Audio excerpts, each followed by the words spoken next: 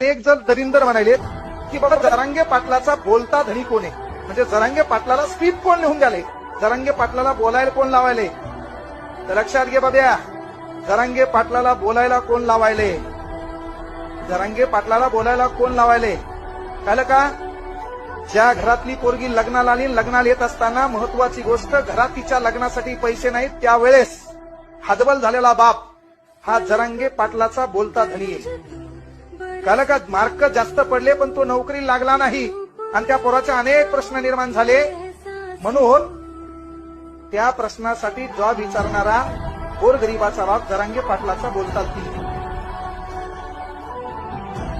शेतात पिकवलेलं पीक आहे, त्या पिकाला भाव मिळत नाही म्हणून 8 लिटर रोगर स्वतःच्या घशात ओतणारा आणि स्वतःची अंत्ययात्रा संपविणारा, स्वतःचा देह संपविणारा गोरगरीब शेतकरी म्हणजेच जरांगे पाटलाचा बोलता धनी आहे.